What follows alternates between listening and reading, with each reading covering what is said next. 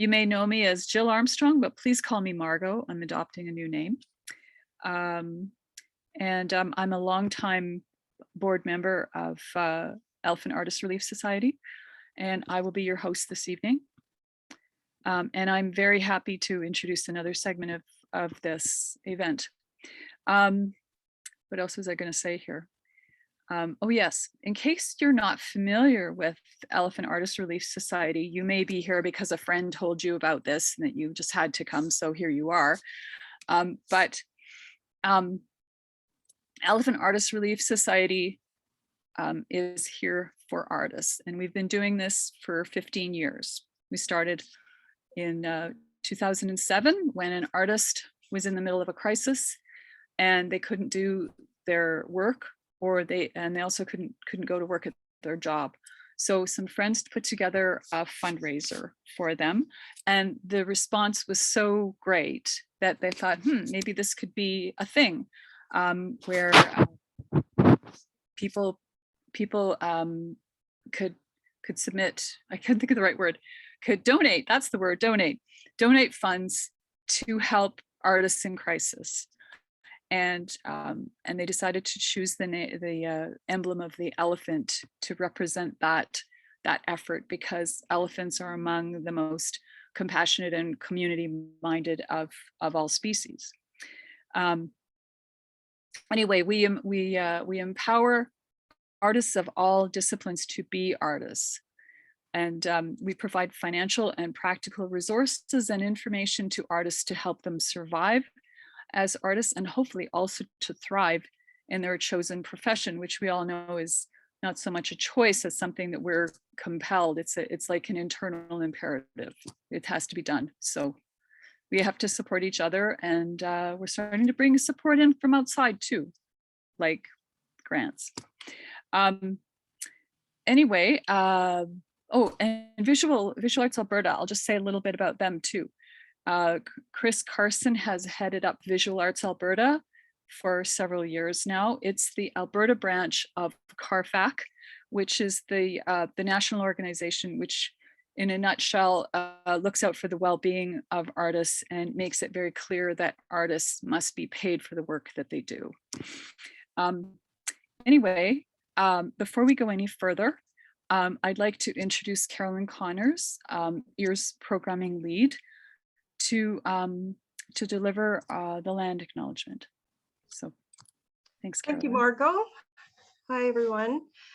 In the spirit of respect, reciprocity, and truth, we honor and acknowledge Mohkinstsis and the traditional Treaty 7 territory and oral practices of the Blackfoot Confederacy, Siksika, Kainai, Piikani, as well as the Ayaks, Nakota, and the Tsuut'ina nations.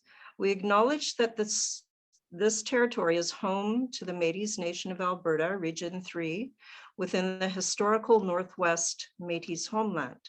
Finally, we acknowledge all nations, Indigenous and non, who live, work, and play on this land, and who honor and celebrate this territory. This sacred gathering provides us with an opportunity to engage in and demonstrate leadership on reconciliation. Thank you for your enthusiasm and commitment to join our team on the lands of Treaty 7 territory. And we're just going to play a 5-minute video produced by the Calgary Foundation. What is land acknowledgement?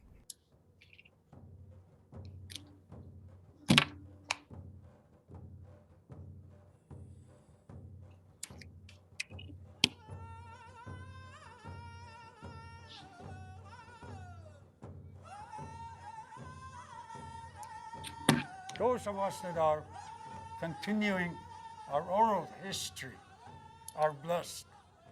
What we shared, that was told from way back. Many, many years ago, my great uncle asked my grandfather, how long have we been here?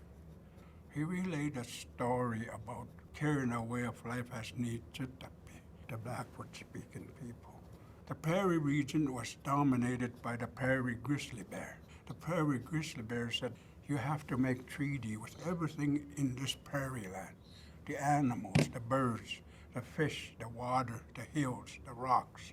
They all live in beings. He said, I will move to the southern region. And so they became Sokichitapi, the people of the plains, of the open country. We were part of the ecosystem. We were not masters of it. The buffalo and the moose and the elk and the antelope and the deer and the grass and the trees were more than us. We were raised to believe that everything has a spirit and that everything around us is alive and has a purpose. We praise Creator, giver of life. We give thanks to Mother Earth. You know, after we grow up from our biological mothers, the earth becomes our caregiver. Everything that we need is there. And we're supposed to honor the Creator with all our life. And we're supposed to look after the gift of the land that He gave us to live on. For us, the land tells us the story. I mean, it's just story after story. Oh, this happened here, this happened here, this happened over here. Mokins, the story is not be the old man standing with his bow and his elbows on this side. That was how our warriors pictured the landscape. All the tributaries run into the bow. It's the mother of all water that flows through. People came there, they asked, what's the name of this river? They said, we cut our bow from the choke cherry trees. They're strong and powerful. We named this river the bow, Nambachta. I was born and raised in a road allowance, a strip of land that the farmers didn't want and the government didn't have no use for. Métis were just out on their own. We didn't belong anywhere. In Treaty 7 territory, I'm accepted, I'm something, and I'm with my people. Because you're in the territory of your ancestors, no, this is home. It's something that we pass on to our children and to our grandchildren. This land has to be acknowledged. The people that took care of this land for a long time have to be acknowledged. You know, at least find the truth about us. I'm a residential school survivor. But it's up to me to have courage and go back and learn the ways of my people. The elders will say, I pray that the young people will not forget the Creator, the true acknowledgement of the land every day. We honor our ancestors by acknowledging Treaty 7 territory. We acknowledge the Treaty 7 nations, the Piikani First Nation, the Siksika First Nation, the Kainai First Nation, the Stoney Nakoda First Nations, and the Tsuut'ina First Nation. We acknowledge the ancestral territory of the Siksikaitsitapi, the Blackfoot Confederacy, and the home of Métis Region number 3.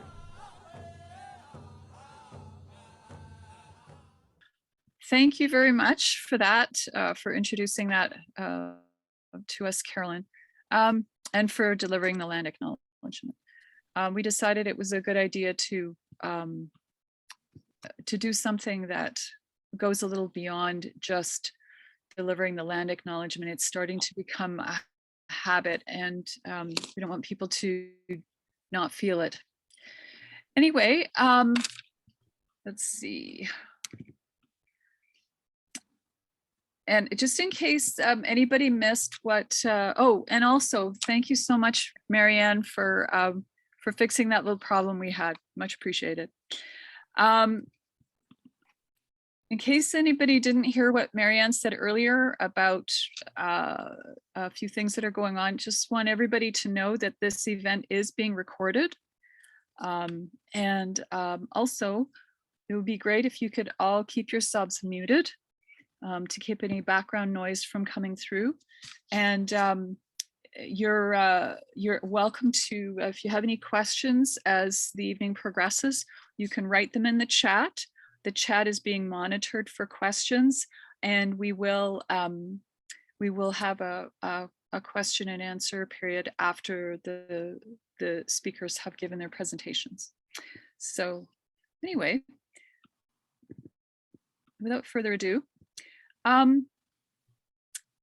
what we're doing tonight is we are hearing from Chris Carson from Visual Arts Alberta, Carrie McLean from the Alberta Foundation for the Arts, and Taylor Poitras from Calgary Arts Development.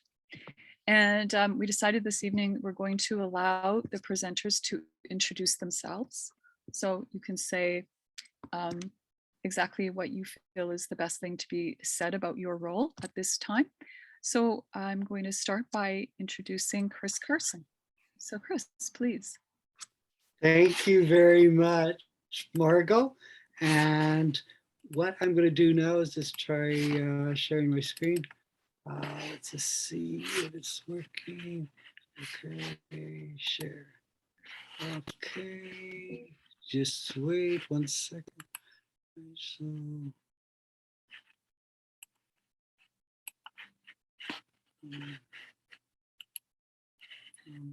okay. Thank you very much. Anyway, I'm Chris Carson, the Executive Director of CARFAC Alberta. I'd like to thank everybody at EAR and my fellow performers or presenters, Carrie McQueen and Taylor Poitras. And what I'm going to do today is just introduce myself just quickly. And this is my name, Chris W. Carson. I'm the Executive Director at CARFAC Alberta, coming on to 12 years now. In terms of education, I have an MFA in painting from University of British Columbia. I have one husband, and I own 2 cats who aren't here right at the moment. Just to make sure everybody can hear, everybody's just fine? Yep. Yes. Jill? Okay. Okay. So I work for an organization called CARFAC, CARFAC Alberta, and it's really an organization of artists working for artists. And the founder of the organization probably said it best, and no one is more qualified to speak on behalf of artists than artists themselves. That was Jack Chambers, and that's really what the organization believes in. It, as Jill or Margot kind of mentioned, has the artist been paid is what CARFAC is known for. And CARFAC Alberta became the affiliate for CARFAC in 2012. And we believe that artists, like professionals, should be paid for their work. And we support, defend artists' economic and legal rights and educate the people on fair dealings with artists. This is just one of our postcards. In all languages, it's just artists working for artists, from Cree at the top to different languages. I'm just going to give you kind of like a 2-minute kind of idea of what CARFAC Alberta does. And what we do is we provide best practices for artists. So art is an industry, we have standards. What are best practices? Well, basically, CARFAC Alberta, in partnership with AMAS and the Alberta Craft Council, developed 7 best practice documents for they're free of charge on the CARFAC Alberta website.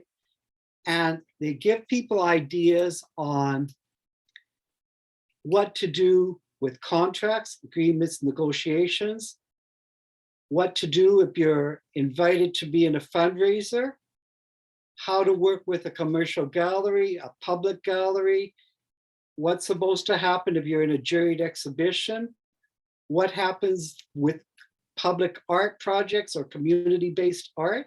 So these documents are all available for free. Just www.carfacalberta.com. You can read them if you really want to know what are the ground rules for how things should happen in the arts, media, and craft world in Alberta. So what does CARFAC Alberta do? We provide information, webinars like this. Tonight, we're going to do, just quickly, we're going to do a few things. So we're going to describe what a grant is, answer a kind of question, should I apply for grant funding? Where, when, and why? We're going to just talk a few seconds about other opportunities like grants. Then we're going to go in and just talk a bit about what are some tips for writing a grant. And then we're going to just sum it up with the benefits of writing a grant. So, what is a grant? How does it work?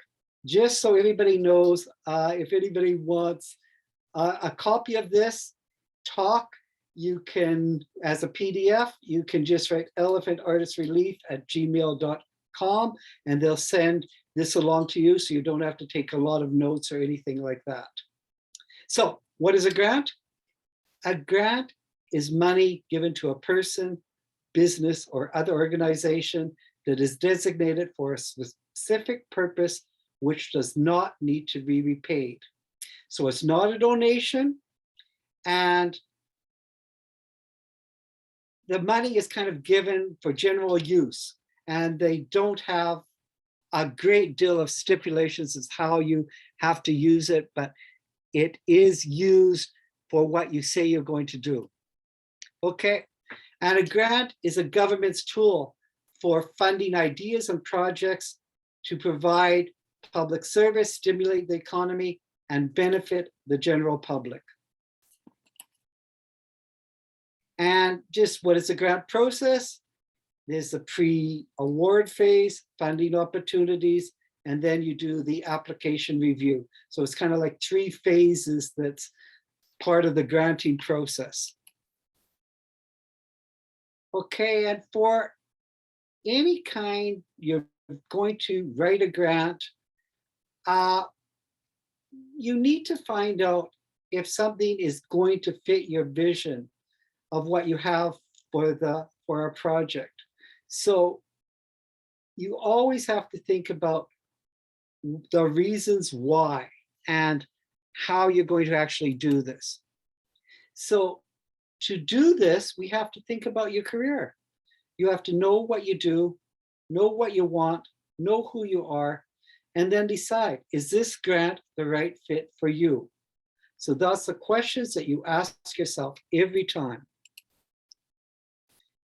So when we're writing a grant, anytime we're doing that, the process, you begin with some kind of statement of need. So it's a kind of problem statement. What are you going to use this money for? What are you going to do? This is a very important thing. You have some kind of need statement. And then you support this statement with evidence. And these could be slides, photographs, news reports, the writing that you have to do, the artist statement. All these sorts of things are going to support that you have this need. And that's what they're going to be judging you on. And what you have to do is you use the language and a format that's easy to read and easy to understand.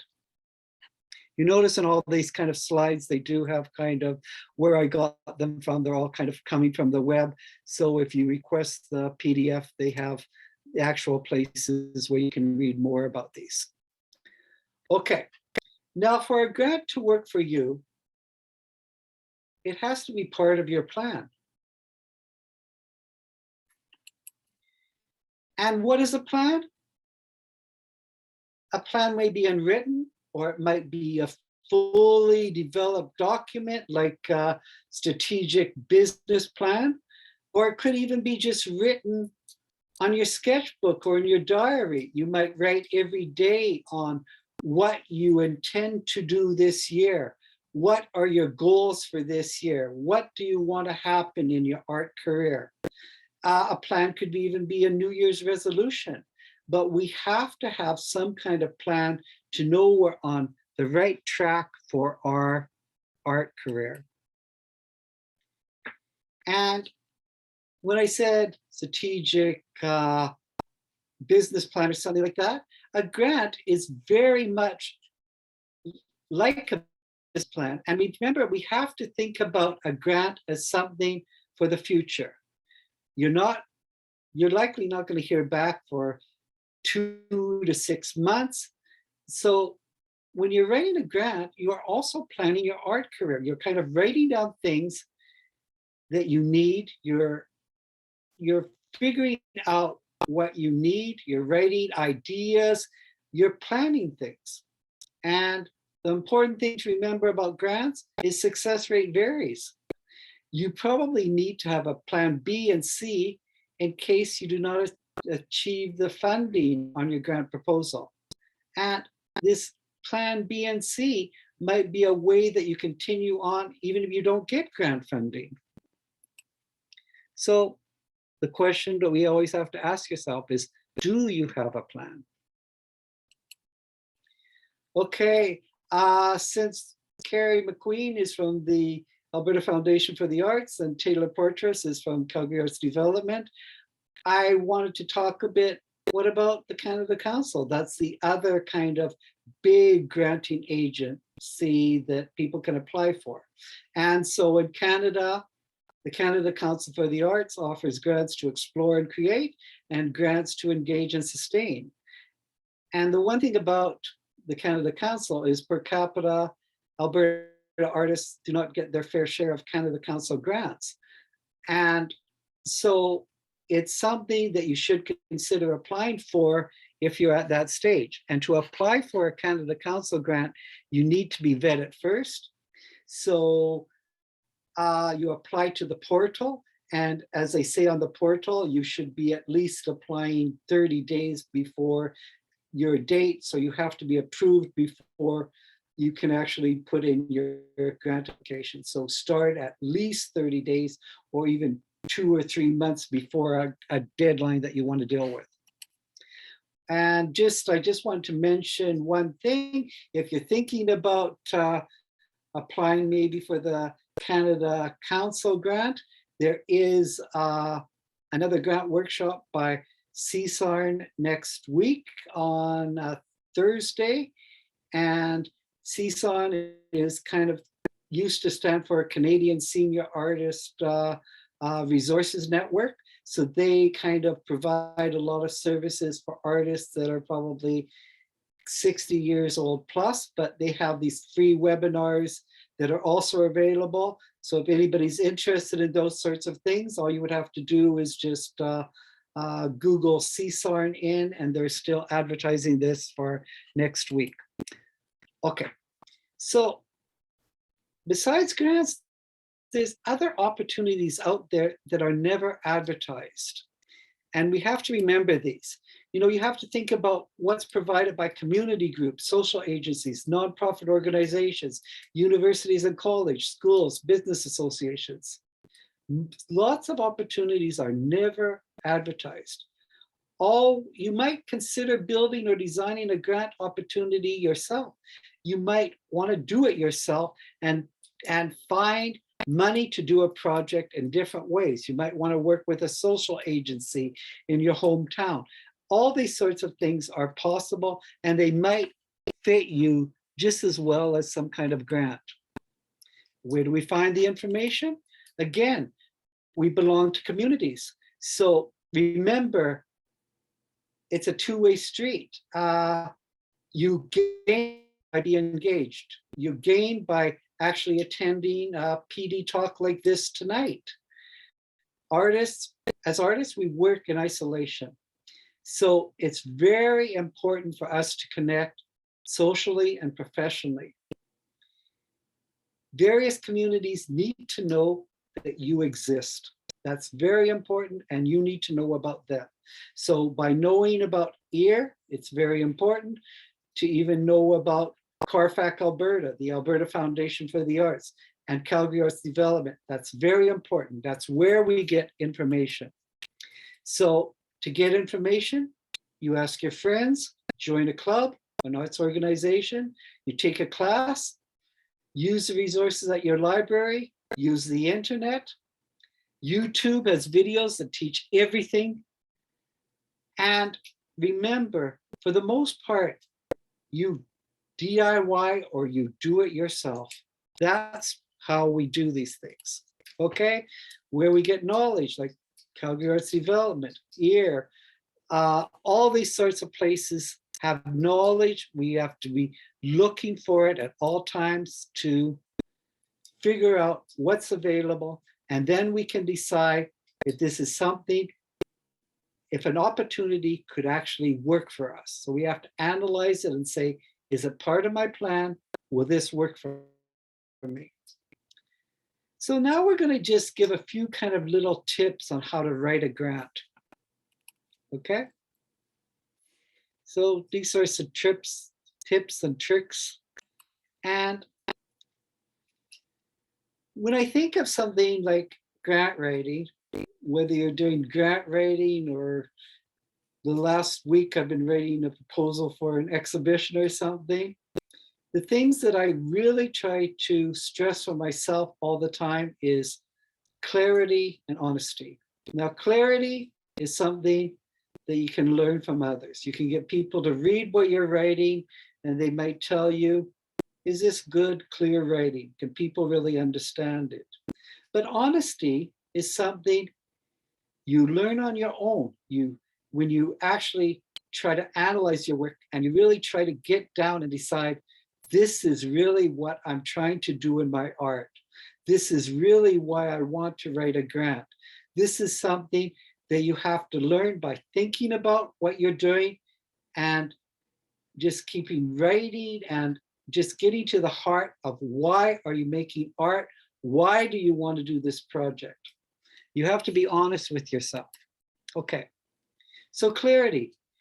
The things that you have to ask, does the proposal make sense?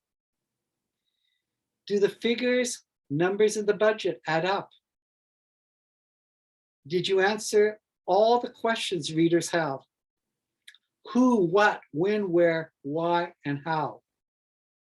You always get a few people to read what you're writing. It's good to get people who might not know you and might not be able to fill in the blanks. So they're actually reading this and saying, does this make sense? Did you really answer all these questions? Even without the pictures, would I know what you're actually trying to do? Would I know your art by just reading these words? That's a very important thing to do, so that you can learn from others, and you learn by getting readers to kind of go over your presentation or your grant proposal to really give you some suggestions back. So this is from another granting agency that is not here tonight. That's the Edmonton Arts Council.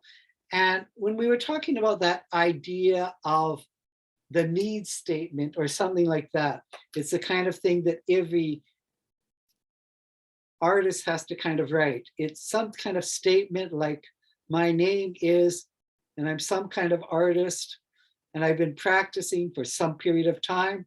With this application, I'm requesting this many dollars from this granting agency, and the intent is to do this particular thing over the course of this particular time. The bulk of the grant will go to these types of expenses, and the ultimate goal is moving forward my career in this direction.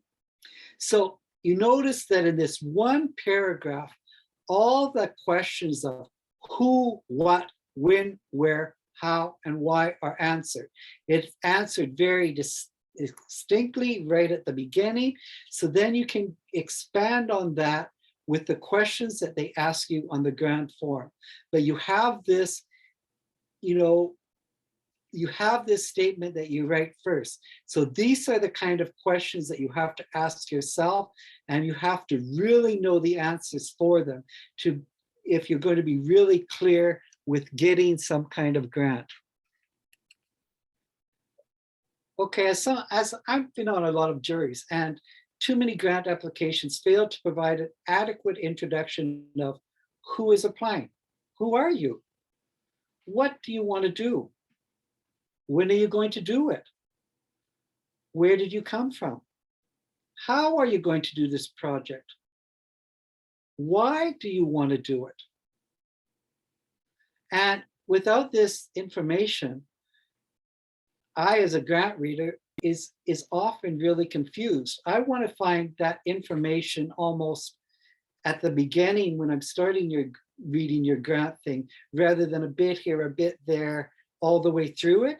Like, you have to give me a kind of summary at the beginning to kind of answer all these questions so I can really figure out who you are. Okay.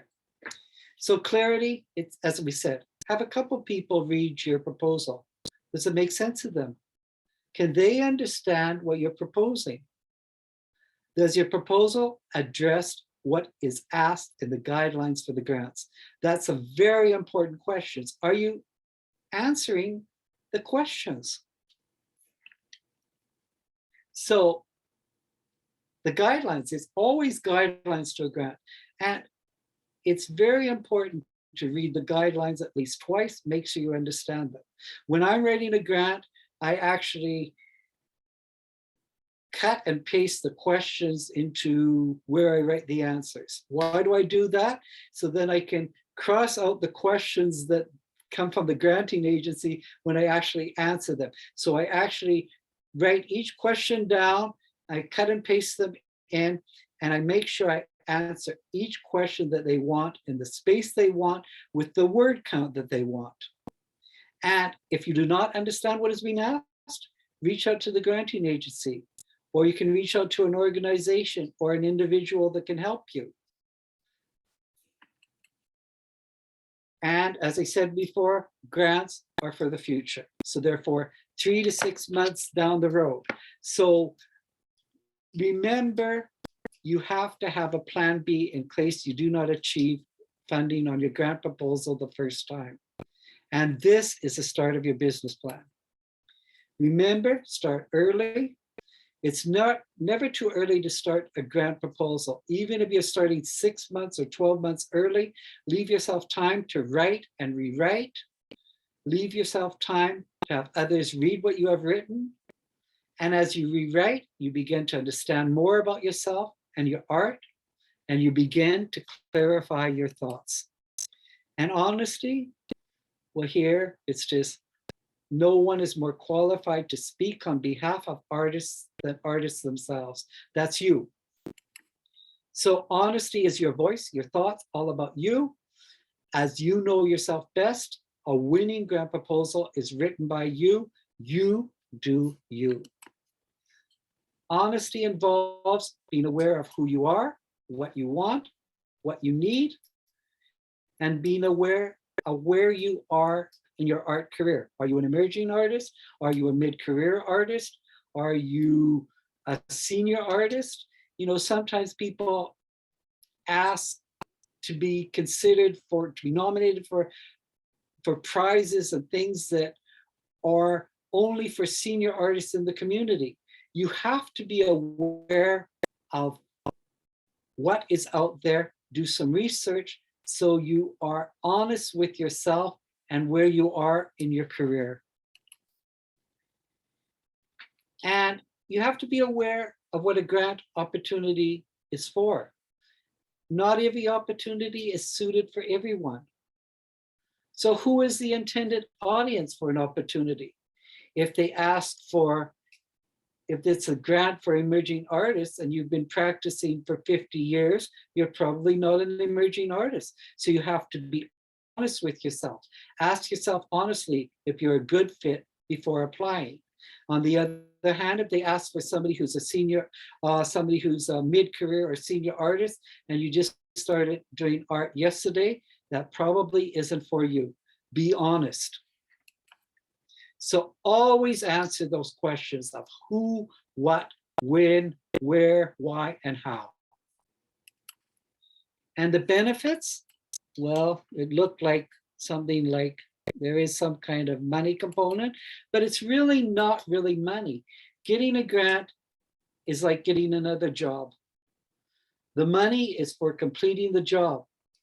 It's not really necessarily a gift. It's kind of just like another job that you're doing. So really what grants are for is grants give you time to pursue your work, and probably free time to pursue your work so you don't have to do a million other things. You can just concentrate on doing your project. And grants, the real benefit of a grant is it can make things happen. It can make your project become a reality. And so that's really one of the really biggest parts of doing a grant. Okay, so always have a plan. If you fail to plan, then you plan on failing. And that's always remember who, what, when, where, why, and how. And always do your homework. Always do some research so that you know who you are, what you want, and then you can figure out if this is a good opportunity for you. So thank you very much. And as I said, if you want a copy of this as a PDF, just write to elephantartistrelief@gmail.com. I'll be around for the questions after this. If you believe in artists should be paid, you can consider joining CARFAC Alberta. And I'm going to stop sharing my screen. Just wait, stop. Just wait. Okay. Just stop. There we go. Okay, I've stopped sharing my screen. I really would like to thank you on, so I'll bring it back to Margot. Okay, thank you so much, Chris. That's great. I think you added a couple of new thoughts in there, which I think are things, good things to think about. And I'm going to look into CSARN. That sounds really good. I'm about to turn 60. It's a little freaky, so I'm going to check them out. Anyway, without further ado, I'm going to now turn you over to Carrie McQueen, who is representing the Alberta Foundation for the Arts. So Carrie. Thanks, Margot. Thanks, Chris. That was amazing. I have a feeling for both Taylor and I, there'll be a little bit of crossover. So I'll glean over some of those things. I see that, Taylor. And I'm Carrie McQueen. For those of you who don't know me, I am the Visual Arts and New Media Consultant at the Alberta Foundation for the Arts. And I also manage the Indigenous Arts Individual Project Program. I come from Calgary, actually. I was born and bred. I'm a visual and media artist myself with a BFA from the Alberta College of Art. And thanks, Chris, for the comment about being an artist, because I always forget to say I'm an artist when I do that intro. And I have about 25 years experience working in the arts, primarily in Calgary, before I came up here to Edmonton for the AFA with festivals, co-founded Calgary Underground Film Fest, MST, Performative Arts Fest, and worked with so many amazing groups and people that it would take me a whole night to just even give all the kudos that should be given out. I'm just going to share my screen here. Okay, is that visible to people? Wait, I always forget this step in Zoom. Is that visible now? The AFA? Thanks. Yeah. Awesome sauce. Thank you. So I should also mention quickly, I am, as I mentioned, coming to you from Edmonton. I'm a Squatsiwaskaigan, and of course we serve all of the treaties within Alberta, all of the peoples that have been here since time immemorial, and the Métis Nations as well. There we go. So I will give you a quick introduction. You probably all know who the AFA is already, but just in case you don't, the Alberta Foundation for the Arts is an agency of the government of Alberta, and we are overseen by a board of directors. So we're actually part of the Alberta government. We do report to the Ministry of Culture and Status of Women, but our board is actually the governing body who does make decisions for the AFA as an agency. The fun part of all of this to me is just to get to say to you guys, you know how people will say, oh, I don't want my taxpayer dollars paying for that artist's artwork thing, whatever. Well, you get to tell them, actually, your taxpayer dollars don't pay for that, because Alberta lottery funds is where our budget comes from at the AFA. And I'm not going to read every line verbatim. And as Chris said, this will be available through EAR after this talk so that you can have this presentation as well. The AFA has many different types of grants. The ones we'll focus on tonight are individual project grants specific to visual arts and new media. We also have the Indigenous Arts Individual Project Grant. These and the other individual arts grants have 2 deadlines a year, March 1st and September 1st. If those deadlines fall on a weekend, then we bump it ahead automatically to the next business day. The AFA also manages 4 scholarship programs, and one of note for this talk tonight is the Queen's Golden Jubilee Scholarship for Visual Arts. That is annual every March 1st. It's $5,000. You need to be 25 years or younger to apply for it. And that's for any kind of training, mentorship, or post-secondary opportunity, except for graduate studies. We also have the ISCP Artist Residency, and ISCP is based out of New York, and we're in partnership with them. So what that means is Alberta artists can apply to the AFA every September. It's a once-a-year deadline, and one artist is selected by the expert panel to receive that $15,000 grant to then go attend the ISCP residency. You don't have to apply through ISCP, but they hold a spot open for you essentially. The AFA, of course, also has grants for organizations, and these are operating grants and project grants. And operating grants basically are monies that go to the organization. They spend them as they see fit. And a project grant for an organization is actually in many ways very similar in spirit to a project grant for an individual. Now, individual artists in all disciplines can apply to the AFA as long as you've been an Alberta resident for 1 year prior to the deadline that you're applying for. We do have project grants are up to a maximum of $15,000, and you have to apply for a project. Now this means it has to have a specific start and end date, because the AFA does not support regular ongoing activity that doesn't fall within those specificities of a project structure.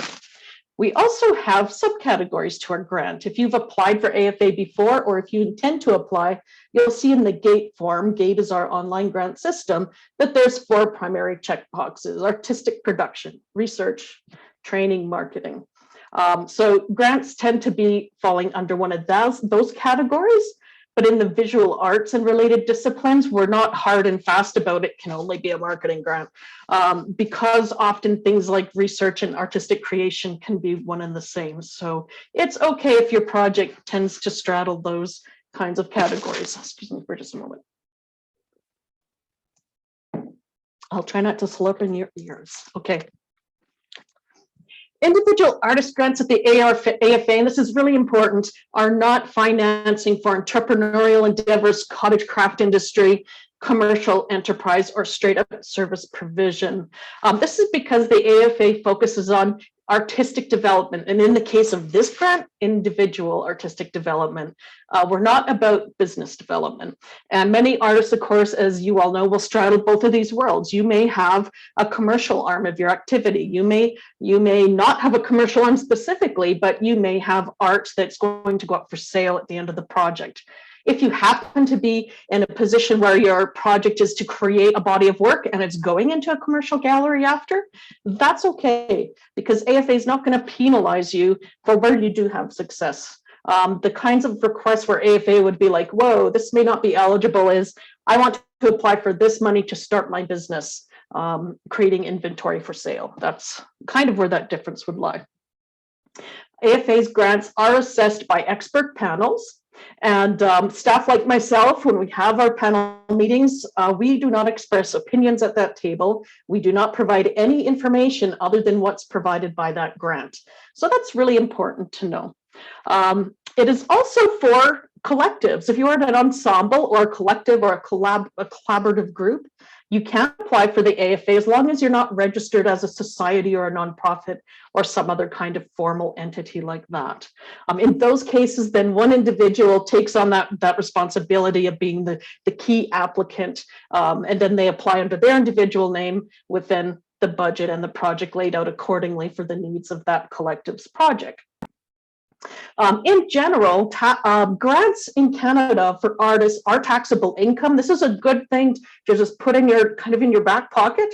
Always keep your receipts for a grant. In AFA's case, we usually do not ask to see your receipts at the end of a project, but it is taxable income. So hang on to those receipts. It's also just good practice. AFA does randomly pull names out of a hat, so to speak, to audit grants and their reports. And if you happen to be that person that gets audited, we're going to ask for the receipts. We do not issue T4As, and those are like little slips for proof of income. And that's okay if you don't have a T4A. Keep your letter always from any funding agency. Keep the letter of confirmation and your check stub, because that's proof of your revenue. So that's just a side note. And any kind of specific questions you have, there's great links on Canada Council and the CRA about project grants for artists. Some specific things the AFA does not support that, in addition to what I've already mentioned, recreational training projects are one. If you're a non-Alberta resident, and there's a special note here, AFA has what are called principal artists as defined in our grant criteria. These are artists that are, I guess, creative leads, they could be think of, the people who are making the creative decisions. They could be choreographers, visual artists, curators, and so on. If you have a partnership and you're applying for AFA and your key principal artist has equal creative say as you, and they're based in Saskatchewan, that project's not going to be eligible. So if you're working with people from out of province, do reach out to me at AFA to just say, hey, is this okay? And not to panic though. If you want to curate a project and you're going to be bringing in artists from all over Canada as part of the show you're putting together, that's just A-okay, that's perfect. And that's because the artists you bring in are not principal artists. They're not making those creative decisions. You as the curator does. So there can be some gray areas there. Component activities are not eligible, and a really easy example is AFA is a bit of an exception for provincial funders. We do support post-secondary studies. So you can, for example, apply for year one of your Bachelor of Fine Arts, and that includes your tuition and other expenses like that. You cannot apply for partial study or a component, which might be one course of that year of your tuition. Anything that's like a cultural industries kind of applied arts is not eligible for AFA, and that's because the Alberta government does have cultural industry programs in a separate kind of umbrella of activity. Common examples are provided here. Example, architecture, interior design, so on and so forth. Projects that start before you submit a grant are not eligible. So it's really important when you submit to the AFA that the project starts the day after you submit your grant, and it can start later than that as well. Because we do not base the official start date of your project on our deadline like some funders do. We base that on whatever day you give that start date, as long as it's after the day you submit your grant. Now, Chris kind of tied into this a bit, so I'm going to probably like burn through some of this to get to some more detail. This is the favorite thing that when people reach out and they're like, I want a grant, and I ask, well, what do you need? And this, of course, as Chris mentioned, this is the answer that I get all the time. And this is a red herring. The real question you need to ask yourself before you apply for a grant, what is your goal? Remember that grants and money are not your practice. They are the tools to help you reach the goals of whatever that project request is. So it's up to you as the artist for an AFA grant. You need to define all of what it is you want that grant to be supporting you in. AFA doesn't tell you what that project has to be. That's up to you to define that. Now, for the AFA, we have three primary components of our goals. We have the detailed project description, the budget, and support materials. My favorite thing to say is that in general for funders, and I'm speaking specifically to AFA criteria here, but that top sentence, the assessment criteria are the windows to the expert panel's soul. That's really true. In the case of AFA, if you go to the website and you look at the guidelines under how will my application be assessed, you're going to see these criteria here. And that is exactly how the expert panel reviews your application. Those are the filters that they use. There's no secret we don't give them secret instructions. So what you see is what you get. So for example, impact on you or the artistic genre in Alberta. This is a continuum. It might have more impact on you. Example, taking a year to create a new body of work in your studio. It might have more impact on the artistic genre in Alberta. It's okay where it sits on that. And Chris mentioned some things around the expert panel is going to look at the artistic, educational, or promotional merit of your project. You don't have to hit all three of those targets because not all three may be relevant to what you want to do. Educational merit could easily be a great example is, you're going to go to, this university over here. And then in terms of really kind of pushing the case for the merit of that university, that's where this project description tells the panel, why is that program important to you? What does that provide for you that another university can't, and so on and so forth. Ability to complete the project is a really key criteria, and this tied into a lot of what Chris said. This is where a timeline is a really fantastic thing that shows the panel that you've done your homework and you're thinking about how you can roll that project out. This can be tied to the budget as well. Are you asking for enough money to actually be able to do what you say you're going to do? And that links back to appropriateness of the budget. One of the things that I think I find personally and that I've seen with applicants is when you're writing the grant, it can be the easiest part, for lack of a better word, is the 5 W's once you get rolling, but the outcomes can be more challenging simply because they haven't happened yet. And that's okay. You don't need to say my outcome is A, B, C, D, and E if you're not sure if all of that's going to happen yet. But do still make that effort to say, these are my hope for outcomes. If they don't happen, here's how I might deal with it. So you can include contingencies. You can just include, this is what I hope to see. For grants in general, like AFA, if you're afraid, if I say these are my goal and that doesn't happen, am I going to get in trouble? Chances are no, because there's often changes and tweaks that happen to a project as it rolls out. And this, I think, Chris, you got most of this. So I'm not going to go into that too detailed because I don't want to just reiterate what Chris said. The only couple of things I'm going to touch on for AFA, there's no magic grant speak. There's a huge myth out there. There's this magic grant speak, you have to write it this perfect way. Really take to heart what Chris said about clarity. Write in a style, in a way that is most comfortable for you, because then you're going to be communicating clearly. A project grant, that project description is a little bit like a blueprint. It's not your art practice. It's not your philosophy. It's not your thesis or artist statement. It's the blueprint of the 5 W's, how you're going to do what you say you're going to do. All of those other activities, of course, support kind of why that project is important to you. If this is still relevant, let's hope it's not. If you're doing a project that involves travel, public exhibitions, using public spaces, AFA does not have any restrictions on any of those activities, but do include Plan Bs, do include PPEs, especially because we don't know where COVID's going. And if it just happens to not impact you, fantastic.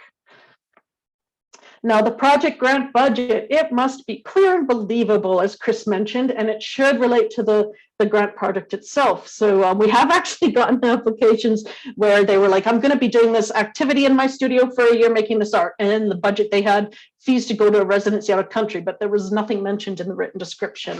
So needless to say, the expert panel in that case chose to remove that chunk of money. And, we don't know, was that an accident? Did they forget to delete something? Nobody knows. And it must be balanced as well. Now, eligible expenses, I'm just going to pop to GATE here so you can see what the GATE form looks like. I was going to make sure it didn't bounce me out while it was waiting. Yay. Okay, so this is actually what GATE's application form looks like now. We had a great revamp of GATE last summer, so if you're one of the hardy souls who applied using GATE prior to that, it wasn't the most intuitive, so we're super happy we have this new format, which is just lovely, quite easy to navigate. Yeah, for budgets, the AFA has a lot of different things that you can apply for. Things, in this particular grant, I should just state, is an Indigenous arts example, but materials and supplies, your art supplies are eligible. Excuse me. Even if it's not an Indigenous application, you can have artist fees, protocol and elder fees, subsistence, and I'll just go through this a little bit so that you can see how it's structured. In terms of having enough detail in a budget and clarity, there's several different ways people approach it. They might itemize it like this, yellow paint, 3 tubes, $8.50. Some people do go into the granular details and itemize things like that, and that's fine. That definitely shows you're doing your homework. You can also choose to say, hey, I'm going to get 10 hanks of beads, and together that's going to cost $500. And in the case of where you're being more high level in your budget, that's okay, but you want to not be going, I want $10,000 supplies. If that's by itself, a jury may not feel confident, and that's where these comments boxes are really valuable. So you can be like, those $10,000 are going to be these items. So there's a bunch of different ways that you can do this. Now, also with AFA, we do cover subsistence. These are rent and mortgage, childcare, utilities, and so on, like my examples here. You'll notice I have tuition randomly thrown in at the bottom. This was for another example.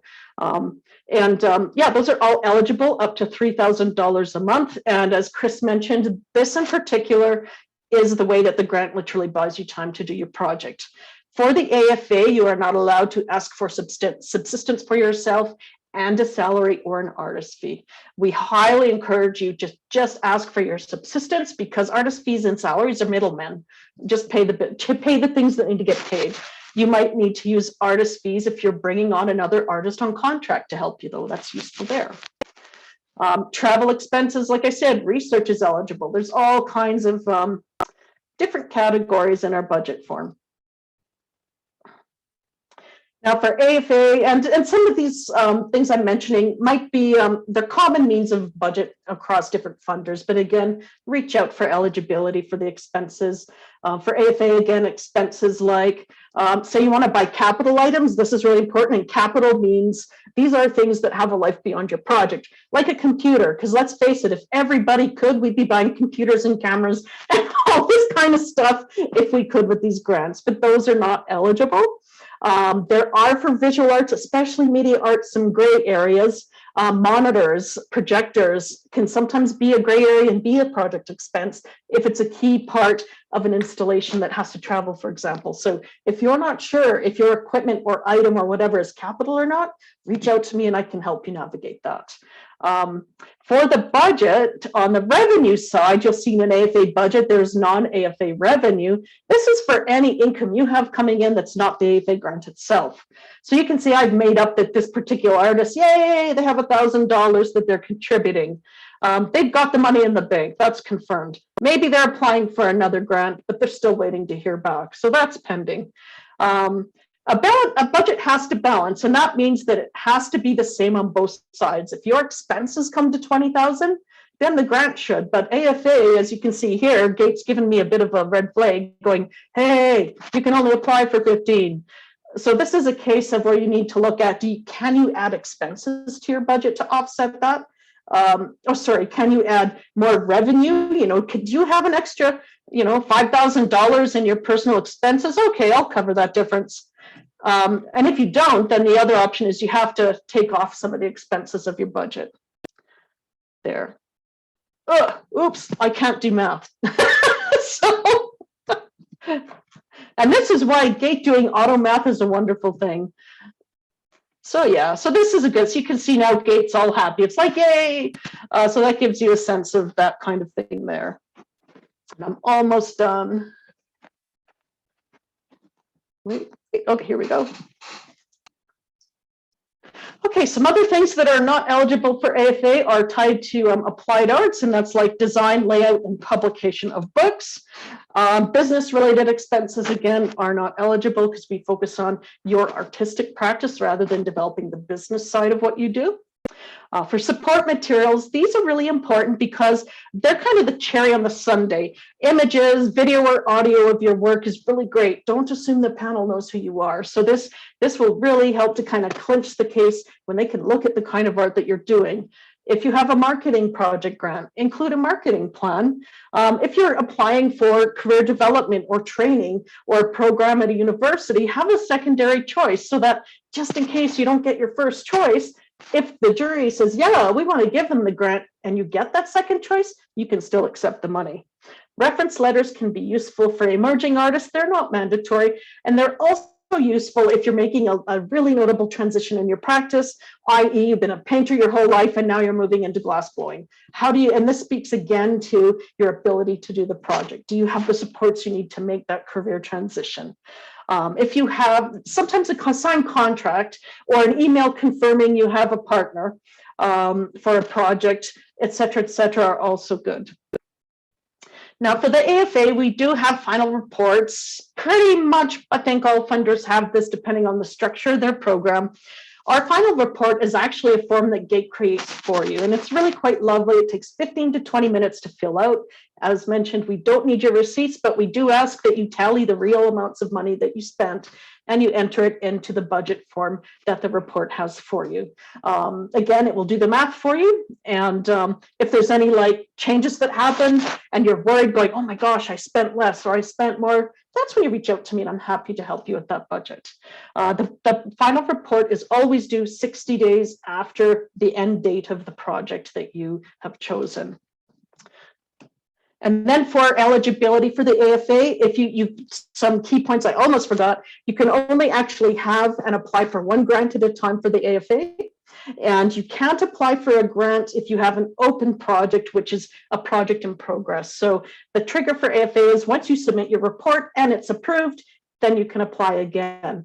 Now, the exception is the scholarships, because they're not grants. You can apply for an individual visual arts grant project, and you can apply for a scholarship. And we also have, and I almost forgot this, so sorry, on the collections, we do have the AAA program, which is arts acquisition. So you can apply April 1st every year is the deadline to have your art purchased and added to the AFA collection. You can do that application as well as a project grant, because the arts collection is not a grant, it's a purchase. So those are the two exceptions, scholarship and the purchase program.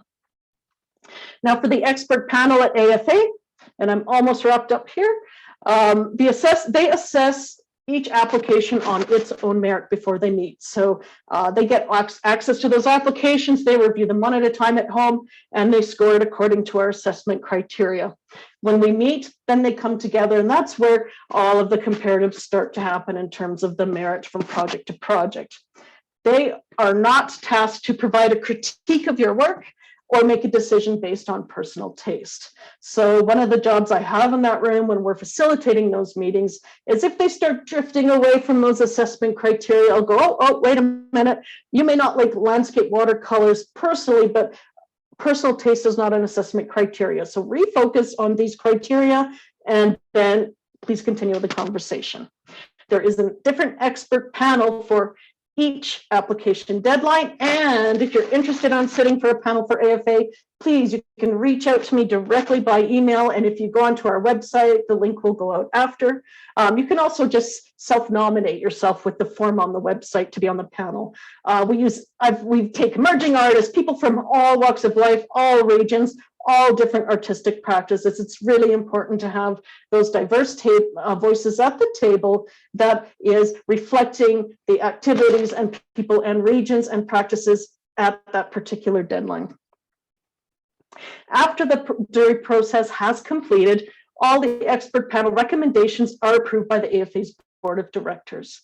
And that being said, once that expert panel makes the recommendations, they rank them 1, 2, 3, 4, 5, and so on. That order is never changed after they make the decisions. AFA staff changes nothing; they stay that way. So, so that's a good thing to know. Sorry, I'm getting tired. I'm having a brain hiccup there. Successful applicants, unsuccessful applicants, everybody will receive notification of the status of that grant roughly 4 months after the deadline. You will get it through the GATE system, and then successful applicants, we will also send the confirmation letter out by email along with your check. Now, some statistics on the AFA to wrap up. On average, 25 to 30% of applicants will be successful per deadline. An unsuccessful application does not necessarily mean that there is something wrong with you or your art, or that it doesn't have merit. I can't strongly say enough that the grant that the jury is using to make their decisions on is a tool. It is separate from your practice. It is not you, and it does not mean that your work and that yourself as a creator does not have merit. Often it has to do with maybe clarity issues, or maybe something was not clear in the budget. So really keep that in mind when you're going through a granting process, because getting a no it can be a very disappointing thing, but that just means, okay, I have more to learn and apply again. It's very competitive. And there's a lot of help. If you need help, you can reach out to staff like me at AFA. I am very happy to review your application and provide feedback on your draft and on your budget before a deadline. These are the stats of how many people apply to our grants each deadline. So here are the averages. And that is it. And thank you very much.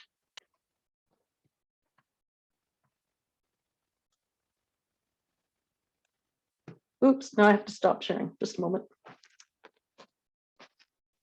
It's all yours. Thank you so much, Carrie. That was amazing. You've added some new stuff too. It's these every time these happen, it's not like you can say, oh, I've seen their presentation before. I don't need to see it again. It is worth watching again. And thank you, as usual. You're generous and amazing. You're welcome. And just in light of what you said, Jill, like Taylor and Chris, I always learn from everybody I speak with on these panels. So thank you in advance too. I always get a new perspective. Absolutely. Okay. So thank you so much, Carrie. And now, without further ado, I'd like to introduce Taylor Patras from CADA. So take it away, Taylor. Great. Thank you, Margot. And thanks so much, Chris and Carrie. That was awesome. I've seen you present a few times, but I agree. It's always so insightful for myself because I get questions from artists, and I'm always grateful to be able to talk a little bit about CARFAC and AFA in more detail every year. So thank you so much. Yeah, my name's Taylor, and I work at Calgary Arts Development on the community investment team, and I've been there for about 5 years. I'm born and raised in Calgary, Mohkinstsis. My pronouns are she, her. And I'm actually not a practicing artist like most people working in arts administration. I came through university. I went to the U of C for tourism, marketing, and management, and got my Bachelor of Commerce, but I've always had a love for the arts. And I think my entry point into working in the arts here was through volunteering. So there's lots of amazing festivals and events at Calgary, in Calgary, and I've volunteered for those for many years. And so that was kind of my entry point. And I learned so much every single year. But yeah, I will start sharing my screen as well. And hopefully I can cut back because I talk a lot and I'm not good at summarizing, but hopefully this works. Okay, let me know. Oh, slideshow. Play from start. All right. Can everyone see that? Just give a yes or a thumbs up, maybe. Yep. Okay, wonderful. All right. So let me just move. All your little faces are in my notes section. Okay, there we go. So I'll preface this by saying that I will also be sending you a PDF version of my slides, as well as resources and links. Anything I mention, because I'll mention a lot of resources from our website. So I'll make sure to send that all out so you don't have to take screenshots or notes. I'll have all of that included. So for those of you who might not be familiar with Calgary Arts Development, we're commonly referred to as CADA for short, and we're the city's designated arts development and municipal granting organization.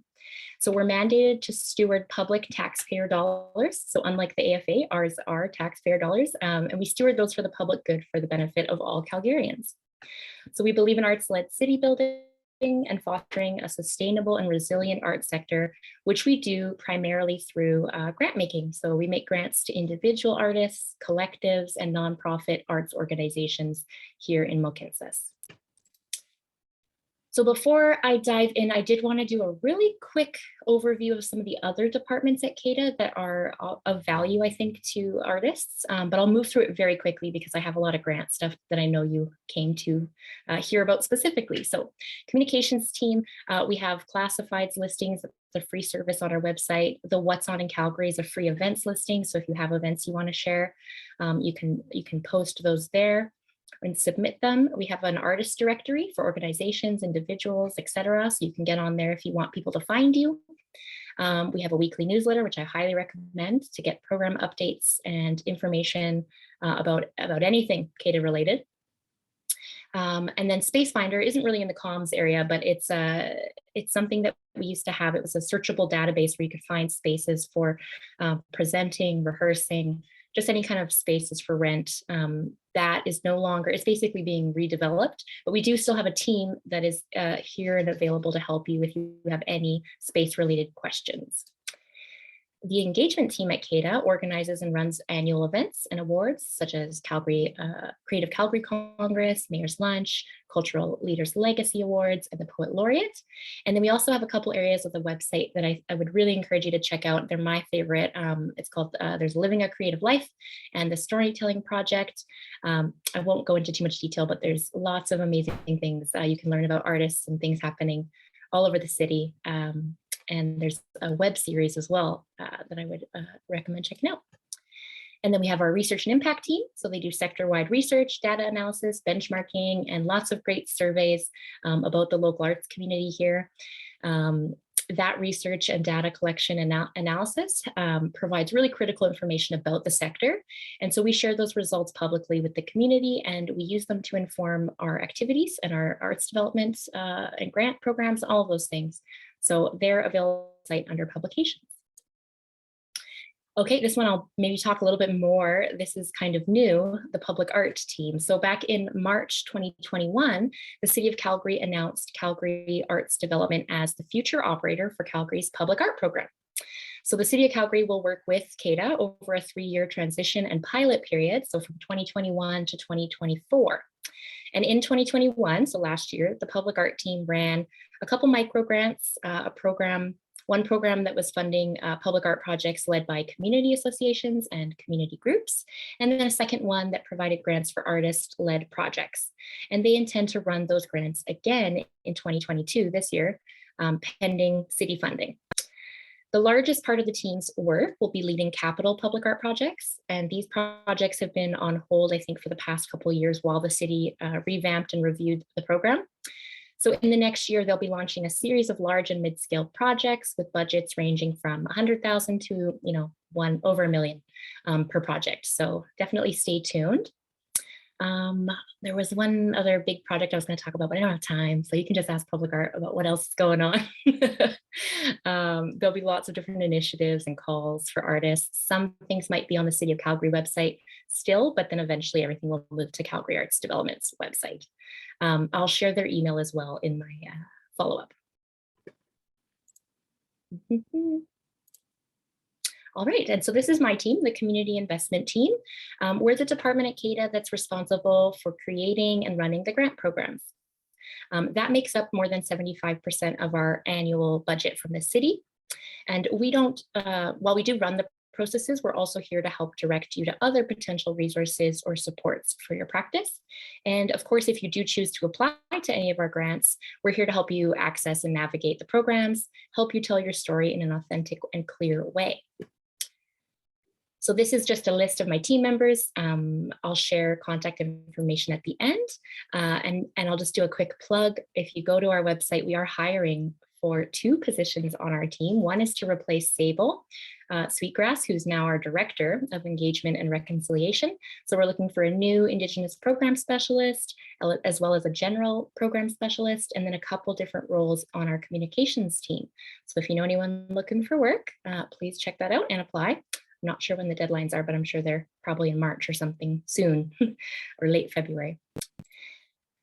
All right, so before I dive into specifics about our granting programs, I wanted to start off talking a little bit about our values and how they impact our work and our programs at CADA. So beyond the mandate that we have as an organization and beyond the criteria of our grant programs, we really strive to approach our work in all aspects of the granting cycle with the values of one size fits one, nothing about us without us, and virtuous cycles. And these are inclusive design concepts that we have been exploring over the years. You might have heard them before if you've ever seen me speak. And we developed these in partnership with JD Derbyshire, an artist and our inclusive designer in residence. And I think that it's important to kind of understand that these three principles are interconnected and they're really intended to work together to address inequities that exist within the system. So one size fits one is about acknowledging that systems like granting are usually designed in a one size fits all way, meaning that they're designed for the dominant culture and they're rooted in Western European academic systems, which can create barriers for many people in our community. So one clear example of this in granting is that most programs are shared online, written in English, and we submit them through online portals.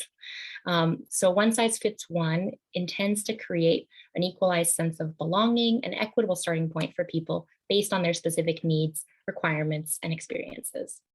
We most often see this addressed in practice through accessibility or accommodation policies, which do offer more one-to-one supports for applicants, but they're by no means a complete solution.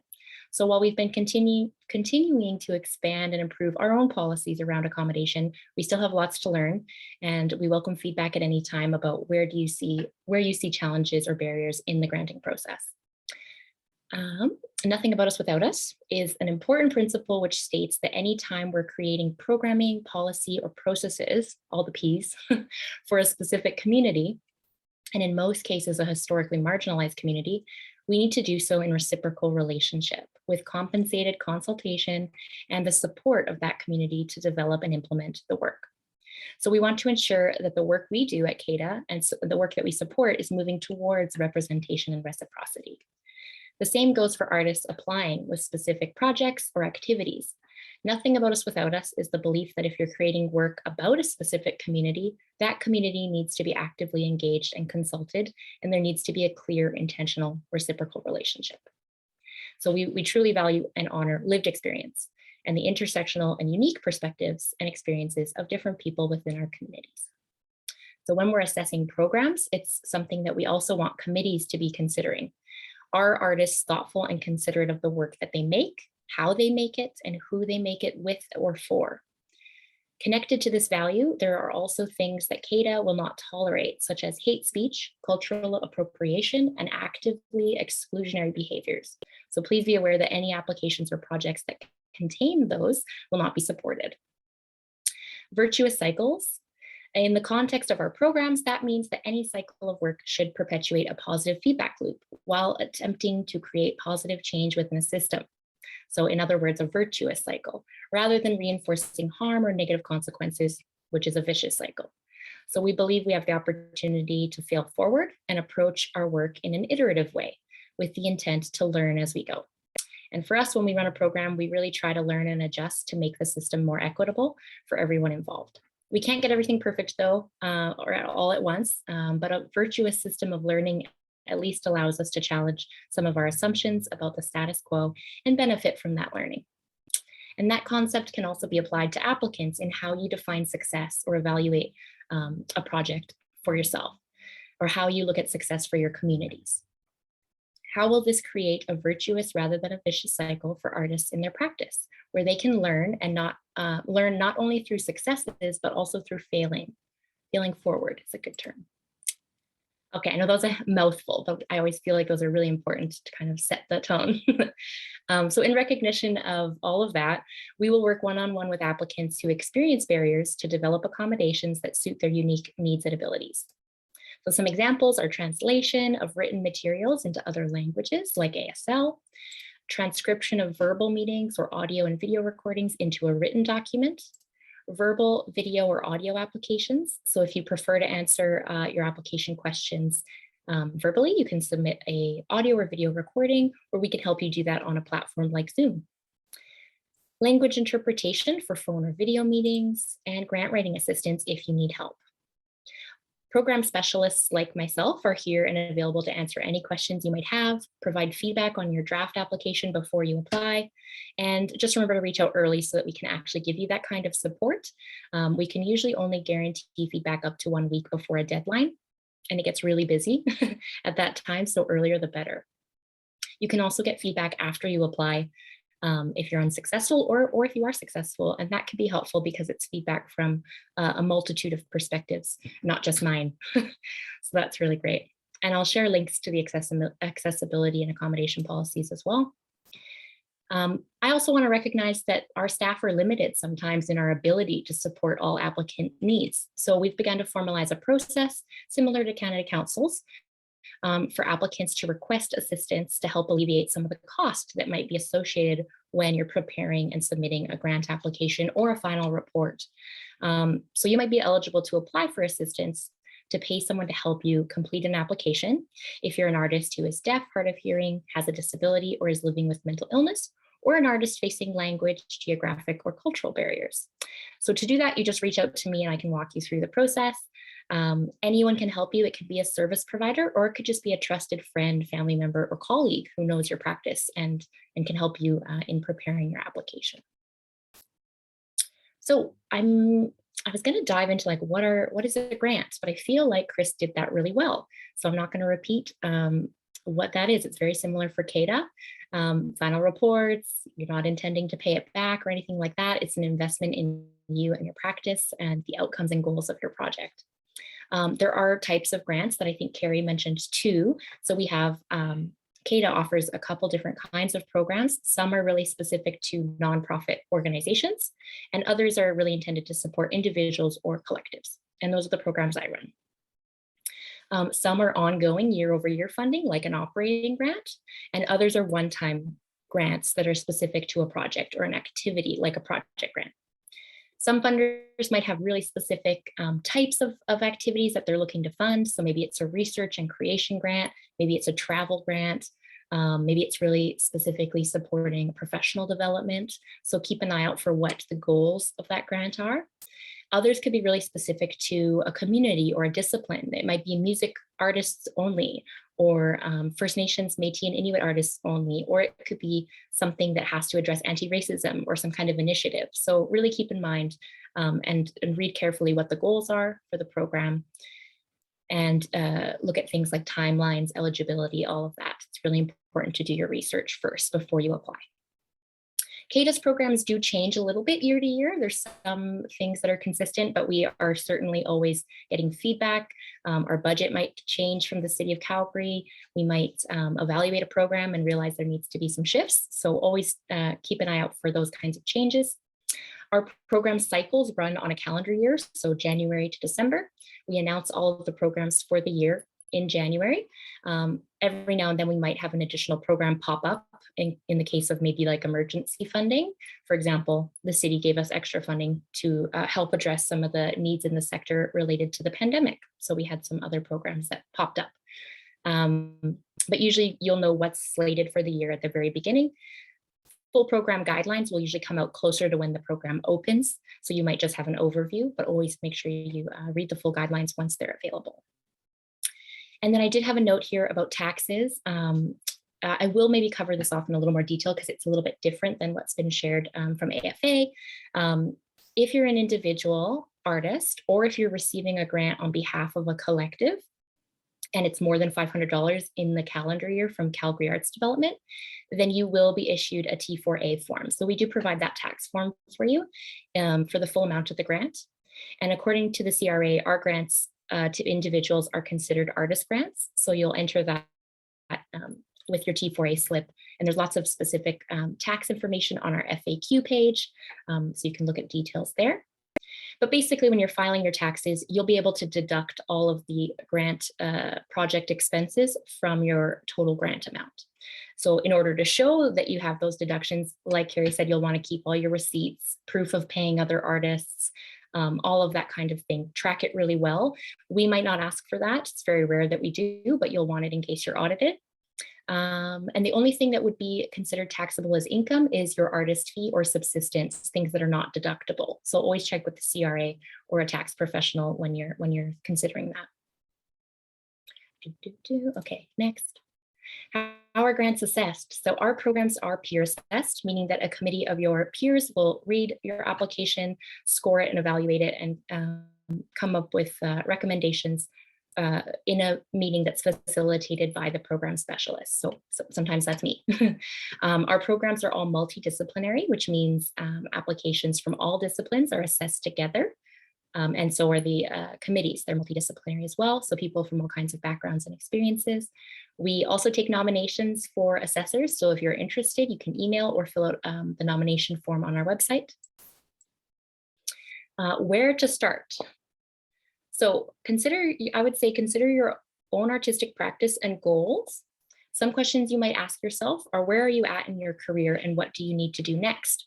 Whether it's about research, professional development, creating work, experimenting or presenting work, what goals do you want to pursue? What's important or relevant right now for you?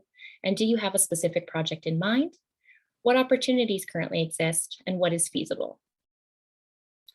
All the clues about what a program is seeking are in the criteria and in the guidelines and the FAQs. So read, and ask questions when you don't know. It's our job to be an expert in the programs that we run. So don't be shy. There's no such thing as a silly question, especially if you're new to applying. So just reach out. And grants, like Carrie mentioned, are quite competitive. So it is important that you make a strong case, and it's your responsibility to tell a clear and meaningful story about how your work or activities align to your goals and the criteria of the program. No matter, oh yeah, I already said that, just reach out. That's more things to say. Don't risk wasting your time applying to something that you aren't eligible for or that might not be a good fit. And apply early. All right. So some general eligibility things here. It varies from program to program, but generally for our individual and collective programs, this is sort of true across all of them. So most of our individual collective programs are intended for professional artists or collectives. I won't give detailed descriptions of those. They're on the guidelines and in our FAQ if you wonder what a collective is. And that's really for artists and collectives practicing at any stage of their career. So you could be emerging, mid-career, established, it doesn't matter, you're eligible. We welcome applications from those working in all artistic disciplines across cultural and forms, circus arts, craft arts, community and social practice, curation, dance, digital arts, deaf arts, disability arts, film, literature, media, music, performance, theater, visual. I might have said visual twice, but that's because we're at ear. And while activities don't have to take place in Calgary, applicants should be Calgary based or be able to demonstrate that the majority of their work is accessible to the citizens of Calgary. There has to be a meaningful relationship with the city and its communities here. And the last thing is just being in good standing. So you can't have a late final report that you haven't submitted yet. You can, however, have more than one CADA grant open. So if your final report isn't due for another 6 months and you want to apply to a different program for a different project, that is okay. You can have multiple grants open at the same time. You just have to be in good standing. All right.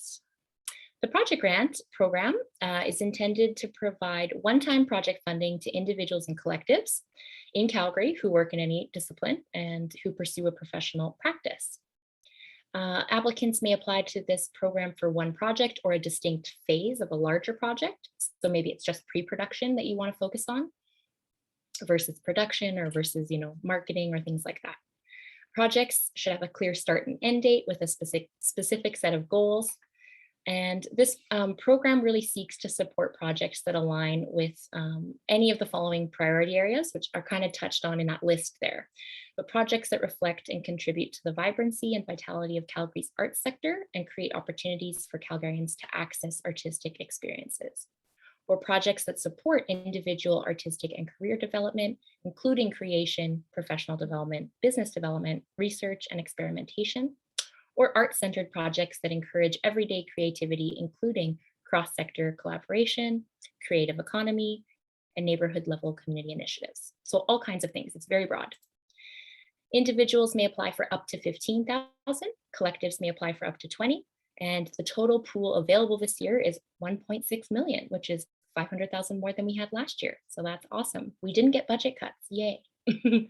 And the program guidelines are already up, and we will start accepting applications on February 28th for this program. The deadline is April 19th, 4:30 p.m. Mountain Standard Time, sharp. Applications will be assessed with notifications going out in late June, and then funds usually follow within those next couple weeks, so sometime in July. And projects can begin before the application deadline, which is April 19th, but they can't be fully completed. So a little bit different than the AFA, you can have things underway while you're waiting to hear back from a grant, but they can't be done before you apply. And projects that are funded through this program have to be fully completed by the end of next year, so December 31st, 2023. These are the streams. So you pick a stream to apply to. There's Create and Develop, which is around the creation and development of artistic work. Program and Present for the sharing of artistic work. And Grow and Adapt is the last stream for adapting or developing your artistic practice and career. And the full definitions are online. I won't read them in full. And this is what you're being assessed on in this program. These are the criteria. And the full definitions I also won't read just for the sake of time, but generally they're artistic impact. So it's about understanding your practice, your goals, and what success means to you. Community connection is about demonstrating an understanding of the relationships and the communities that might be connected to the project. And what are your goals around that? What does success look like for those communities or those relationships? And then planning, so demonstrating a deep understanding of what's required to undertake the project. So a well-researched and supported timeline, description, and budget. And then just overall, have you answered all the questions thoughtfully and clearly and included all the information that's needed to give the committee confidence that you'll achieve your goals? The next program, this is the second one that I'll talk about, is the Artist Development Micro Grant. So this program is intended to support professional and business development activities for individuals and collectives. So the goal of the program is to contribute to the skills and knowledge required to advance artist careers and develop artistic practices in Calgary, Mohkinstsis. So this could be to fund activities around professional development, artistic development, business or financial skill development, or career development. And there's a lot of really specific examples of that in the guidelines. It could be around training, mentorship, experimentation, business training, marketing training, tax literacy, budgeting. What else? Career development would be like marketing, networking, technology, capital, professional fees. There's all kinds of things. And this program allows you to request up to $5,000. So it's a micro grant, it's a little smaller than the project grant. And total funding available is $325,000. This is a new program this year. So it's kind of a pilot, but we'll be accepting applications in 4 intakes throughout the year. So it's kind of like a rolling deadline, but you basically will apply within the period that the intake period that you're interested in, and then applications will be assessed and the results will go out within 3 weeks of the cutoff date that you applied for. And there's going to be more details around this as we write the guidelines, which should be available, I believe early March. So just before the program opens, March 14th, you'll have a full guidelines that kind of speak to the criteria and all of the details of this program in a little bit more detail. Activities funded through this program would need to be completed within 6 months of getting your grant notification. So it's shorter turnaround time and really intended to support those kinds of activities that are more of a sure thing. You know it's going to happen and you have a plan for it. All right, and I'm almost a half an hour already, so I'll kind of whiz through this part. The Original Peoples Program and the Indigenous Artist Micro Grant and the Honoring the Children Grant are all programs that are available to First Nation, Métis, and Inuit artists, collectives, and organizations. And all the details are on the slides. I won't really dig into them just so I can get to some of the grant tips and tricks, but these programs are really specific, and the guidelines will come out later in the year. They run later in the year. This one is fall to winter. The Indigenous Micro Grant, the guidelines will be published in March, and it'll probably have a similar rolling deadline, but we're working with the Indigenous Advisory to kind of create this program together. And the Honoring the Children Grant has no deadline. and it ran last year and it's going to continue this year. And it's really about supporting projects related to responding to and honoring the memory and loss of life, culture, ceremony, and language amongst the original peoples of this land due to the residential school system. More details online. So here I wanted to quickly talk about artist statements. Artist statements should be a helpful overview of your artistic practice, so not an artistic expression in and of themselves. They should kind of cover off an introduction to you, who you are, what you value, what kind of work you make, what are your processes, and why is this important to you, the work that you make. So these are helpful questions to consider when you craft a statement, and it will probably look a little bit different than what you might accompany your work on a gallery wall. It should be really easy to understand and allow the assessors to understand you as an artist before they learn about what you're interested in doing for the project. A resume or CV is often required in most granting programs, including ours. This is basically a list of experiences that are relevant to your practice. There's lots of different formats that you can use. Some of them vary by discipline. There's lots of examples online. People often post them on their artist websites, so you can take a peek. If you have any questions about what to include or what not to include, I'm happy to help. There's usually information in our FAQ about this. But it should basically be helpful, a list of experiences with dates, locations, and any kind of details that help them understand your practice a little bit more. Budgeting, I think everything was pretty well covered by the other presenters today. We usually have a standard template, or it'll be built into the application itself. But like Carrie showed you, it's listing all of your expenses related to the project, as well as revenues, having those balanced to zero, and then really backing up what you're including in your budget. How are you calculating it? Is it based off of a quote, a standard artist fee rate like CARFAC provides? Is it an agreed upon amount? Just what's confirmed, what's pending. Really supporting your budget is important in a project grant for that planning criteria especially. So use the notes section, clarify your items, be specific, but you don't have to get too granular. And I have 1 minute left. Okay, grant tips. Remember that you're not expected to be everything to everyone, and your application won't benefit from you trying to write or represent yourself in a way that you think assessors might want to see. Use plain language rather than academic speak or artist speak, which is often more clear and more concise for assessors. Avoid jargon or technical language, remembering that the committee will be made up of people from many different practices and backgrounds and experiences. Don't assume that they're going to understand your specific practice. If you're speaking about something that's unique to your discipline, be sure to define it. Assessors really appreciate being able to easily read and understand an application since they are going to be reading so many. And it can be really tempting, I think, to paint a rosy picture of your practice, but having an appreciative sense of what challenges and barriers you might experience in your work and how you might actually move through those helps demonstrate that you have capacity, awareness, and potential in your project. Do your research, make sure that you can back up what you're stating in your application. And it can be really helpful to have someone who is either really familiar with grant writing or maybe really unfamiliar with your artistic practice, read it over and give you some feedback to let you know if you are being clear and if things make sense and if they're coming across in your application. And we talk a lot at CADA about how grant writing is an act of storytelling. And that, again, does not mean that the application should be an artistic expression in and of itself, but that your goal is to really paint a full and complete picture of who you are, what you want to do, how you will achieve it, and why it's important to you and your communities. Oh boy, I felt like I was talking very fast, so I apologize.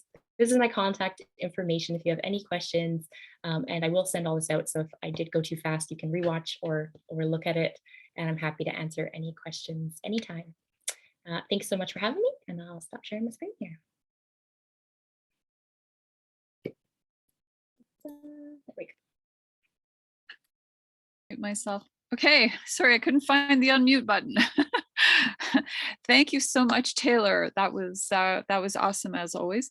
And once again, it's always good to hear these presenters speak. And I think especially with CADA, it's important to listen every year when these talks come out, because they do revamp their programs every year. They're always a little bit different. So it's definitely worth your your time to do that. Anyway, we were going to, I believe now that the talks are over, we were going to stop the recording and go into a question and answer period.